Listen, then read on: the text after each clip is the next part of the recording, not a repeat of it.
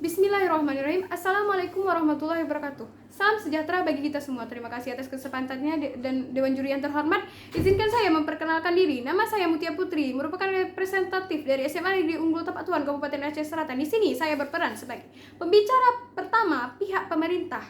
Dan mosi kita pada kali ini yaitu sebagai negara berkembang dengan potensi maritim, Dewan ini tidak akan menggunakan strategi ekonomi biru.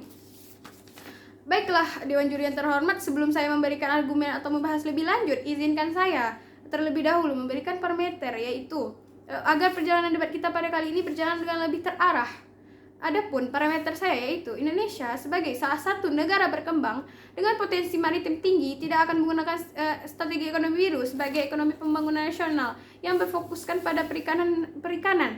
Tanpa melihat bagaimana dampak di lingkungan sekitar. Salah satunya yang berdampak besar yaitu para nelayan. Di sini saya akan memberikan kata kunci terlebih dahulu kepada sebelum saya menyampaikan argumen saya. Adapun kata kunci saya yaitu yang pertama, negara berkembang. Negara berkembang yaitu negara yang akan memasuki tahapan maju.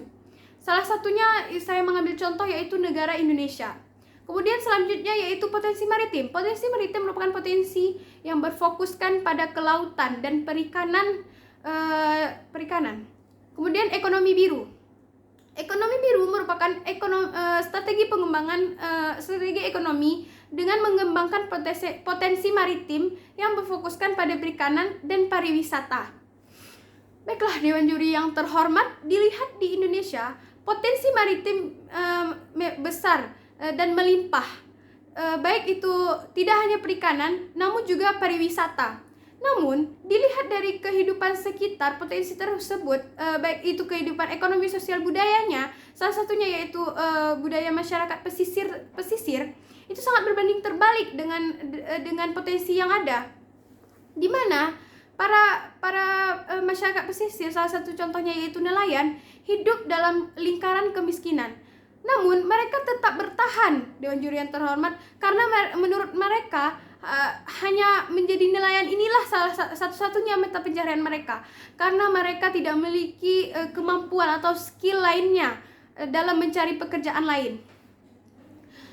Jika ekonomi biru ini dikembangkan di Indonesia dengan terpaku pada pengembangan potensi maritim yang berskala nasional besar, dengan tingkat eksploitasinya yang tinggi maaf saya ulangi, sumber daya maritim ini akan mengancam mata pencaharian masyarakat nelayan.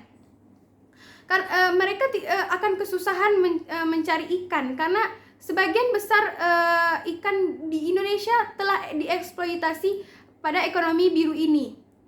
Oleh karena itu